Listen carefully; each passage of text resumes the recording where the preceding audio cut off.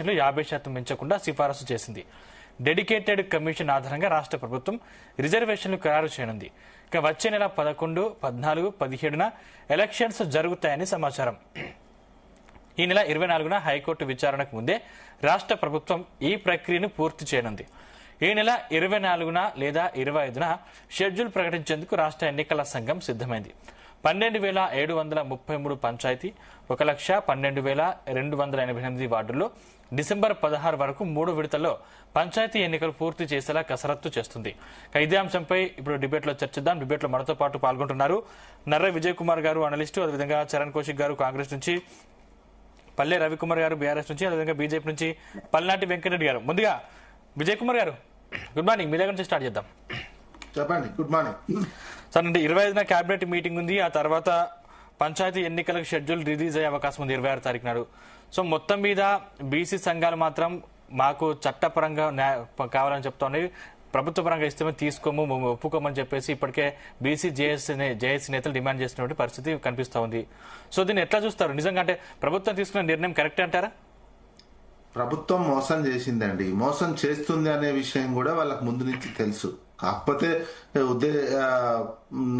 ఏమైందో తెలియదు కానీ ప్రభుత్వానికి పాలాభిషేకాలు ఇవన్నీ చేసినటువంటి అంశం విషయం 9th షెడ్యూల్లో పెడితే తప్ప ఇది సాధ్యం కాదనే విషయం ప్రతి ఒక్కరికి తెలుసు.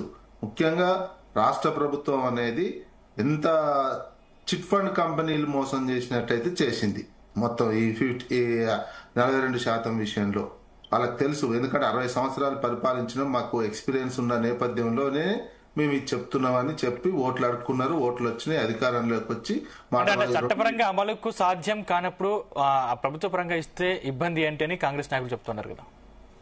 పార్టీ పరంగా అన్ని పార్టీలు పోయినసారి సెషన్కే ఇచ్చినాయండి. పోయిన ఎన్నికల్లోనే ఇచ్చేసిర్రు. కాంగ్రెస్ ఇచ్చింది, బీఆర్ఎస్ ఇచ్చింది, బీజేపీ ఇచ్చింది. అది సహజ సిద్ధంగా జరుగుతున్నటువంటి ప్రక్రియ. అదేమో పార్టీల పరంగా ఇచ్చేస్తూనే ఉన్నారు. పార్టీల పరంగా ఇప్పుడు ఇస్తున్నామని కొత్తగా చెప్పడం కూడా అది కూడా అబద్ధం, అది కూడా మోసం. గతంలో వేయలేదా? అది చెప్పండి. పోయినసారి కూడా వాళ్ళ పార్టీ లెక్క తీస్తే తెలిసిపోతుంది.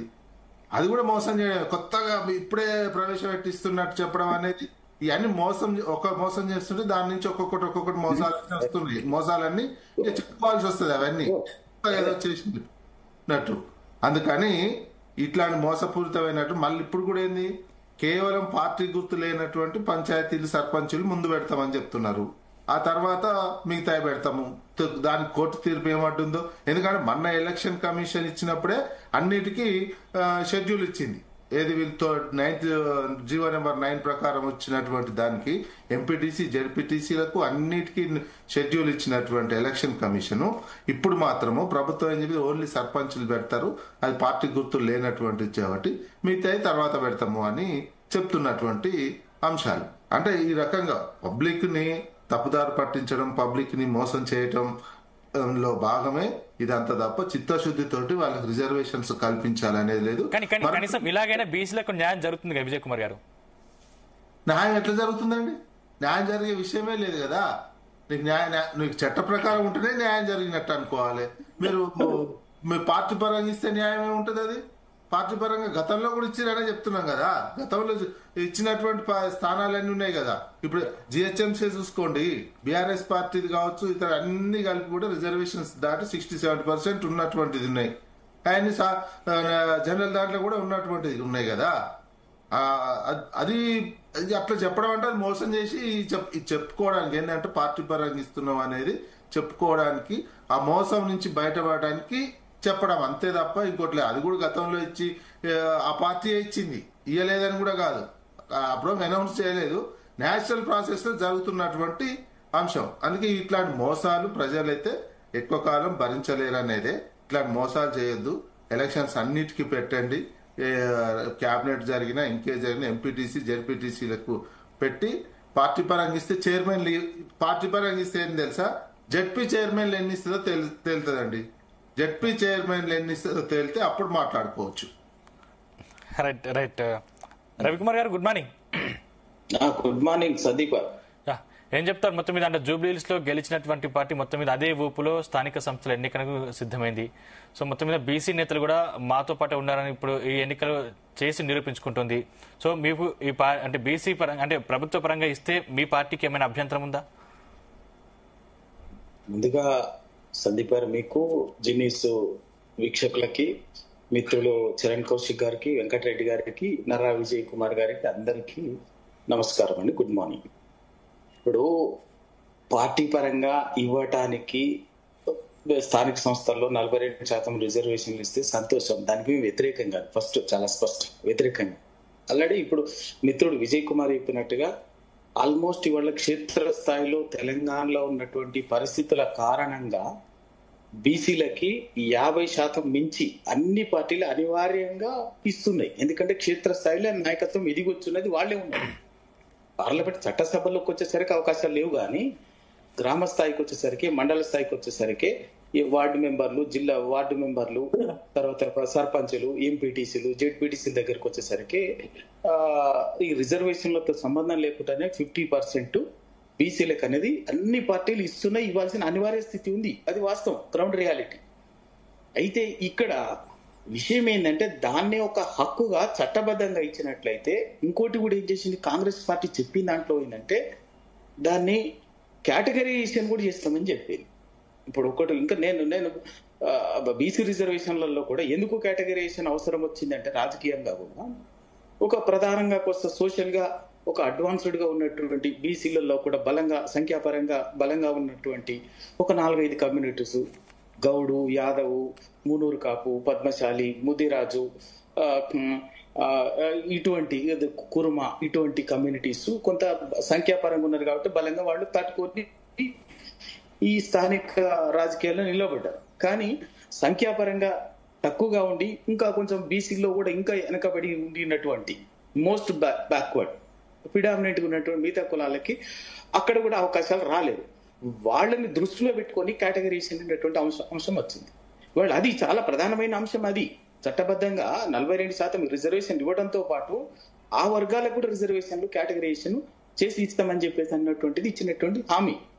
మాలాంటి నేను మా సోదరుడు చరణ్ కౌశిక్ గాని నేను గాని బీసీలలో కూడా కొంచెం అడ్వాన్స్డ్ కొంత చైతన్యం ఉన్నటువంటి సంఖ్యాపరంగా బలంగా ఉన్నటువంటి వర్గాలకు సంబంధించినటువంటి వాళ్ళం అయినప్పటికీ కూడా మేము అలాంటి వాళ్ళం. మాకు మాతో పాటు మా కింద ఉన్నటువంటి సోదరులు కూడా మా BT MBC most backward caste సోదరులు కూడా అవకాశం వస్తుందని చెప్పేసి ఆశించినాం, సంతోషపడ్డాం. ఇప్పుడు వాళ్ళని దృష్టిలో పెట్టుకుని వచ్చినటువంటి ఇప్పుడు మళ్ళీ సేమ్ యాజ్ ఇట్ ఈస్ గానే జరుగుతుంది. ఇక ఒకటి రెండవది ఏంది, రిజర్వేషన్లు బీసీలు రాజకీయ పరంగా ఇచ్చినట్టయితే ఒక దగ్గర ఉదాహరణకు ఒక పార్టీ కావాలో ఉద్దేశపరంగా ఇవ్వాలన్న అవకాశం ఇవ్వాలన్న ఉద్దేశంతో ఒక మోస్ట్ బ్యాక్వర్డ్ బీసీకి ఒక కాంగ్రెస్ పార్టీ అనుకుంటాను నేను, ఎందుకంటే కాంగ్రెస్ పార్టీ ఒక ఊర్లో ఇచ్చింది అనుకోండి, అక్కడ ఒక బలమైన సామాజిక వర్గానికి సంబంధించినటువంటి అగ్రవర్ణ క్యాండిడేట్ ఇంకో పార్టీని ఇచ్చి పోటీ చేస్తున్నట్టు పాపం వాడు చితికిపోతాడు, ఇంకేం లేదు, గెలిచేది కూడా లేదు.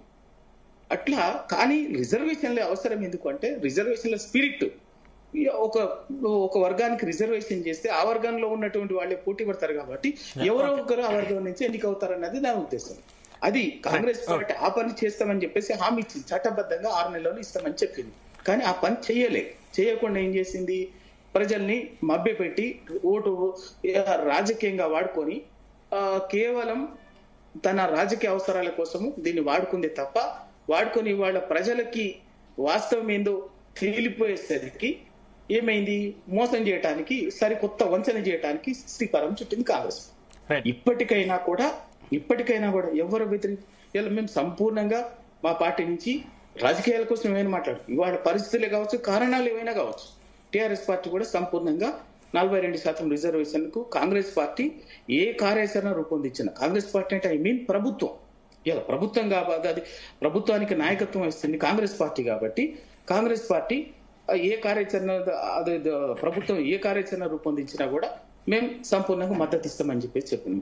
కానీ చేయాల్సినటువంటి పని ఏం చేస్తలేదు. ఇప్పటికేం చేస్తుంది, ఇప్పటికేంటంటే ఎంతసేపు ప్రధానమంత్రి గారి దగ్గరికి అఖిల పక్షాన్ని తీసుకుపోవాలని చెప్పినాం. రేపు ఒక్క నిమిషం అండి సందీప్ గారు, ఒక్క నిమిషం.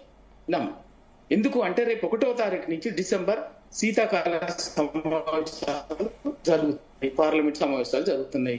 కాంగ్రెస్ పార్టీకి స్వతగా 99 మంది ఎంపీలు ఉన్నారు. అది కాంగ్రెస్ పార్టీ నాయకత్వం వహిస్తున్నటువంటి ఎన్డీఏ కూటమికి 240 ఎంపీలు ఉన్నారు. 240 ఎంపీలు అంటే చిన్న విషయం కాదు కదండి. నిజంగా సీరియస్ గా తీసుకుంటే ఆ పార్టీ పొలిటికల్ గా చిత్తశుద్ధితో తీసుకుంటే ఖచ్చితంగా జాతీయాంశంగా పార్లమెంట్ మాకున్న ఎంపీలుగా ఉన్నటువంటి మాకున్న బల 4 పార్లమెంట్లో సంపూర్ణంగా మద్దతు ఇస్తామని చెప్పినాం. ఒకటి.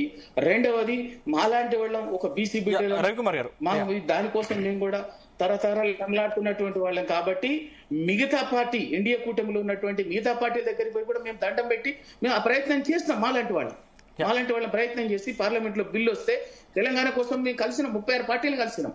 అప్పుడు కలిసి అందరం ఎవరి ప్రయత్నంగా వాళ్ళు చేసినాం, మద్దతు కూడా పెట్టినాం. అట్లానే బీసీ రిజర్వేషన్లకు కూడా కాంగ్రెస్ పార్టీ చొరవ తీసుకొని నేను రాజకీయాల కోసం మాట్లాడతలేదు నేను, ఎందుకంటే మా తనలాటే ఉన్నది. దాంట్లో చొరవ తీసుకొని అఖిల పక్షాన్ని తీసుకుపోయి పార్లమెంట్ లో దాని ఇష్యూ కనుక చేస్తే తప్పనిసరిగా దానికి స్వతగా 99 ఎంపీల బలం ఉన్నది, ఇంకో 240 ఎన్డీఏ కూటమి ఉన్నది, ఇంకా అవసరం వస్తే ఒక 40-50 అవసరం వస్తుంది. అప్పుడు బీజేపీ కూడా నిజంగా బీజేపీ మోసం ఏంటో కూడా సమాజానికి అర్థమవుతుంది కదా.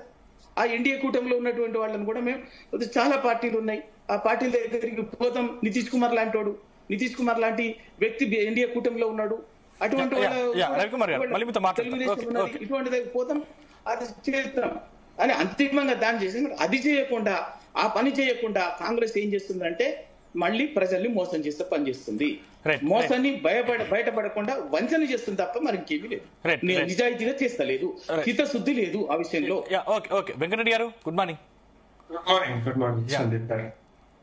మొత్తం మీద 22 నెలల తర్వాత, అంటే దాదాపు 2 సంవత్సరాల తర్వాత స్థానిక సంస్థలకు వెళ్ళబోతుంది ప్రభుత్వం. మొత్తం మీద కామారెడ్డి డిక్లరేషన్ సాక్షిగా 42% రిజర్వేషన్లు ఇస్తామని చెప్పింది బీసీకి సంబంధించి. కాకపోతే చట్టపరంగా అమలుకు సాధ్యం కావడం లేదు, ప్రభుత్వ పరంగా ఇవ్వడానికి సిద్ధంగా ఉంది.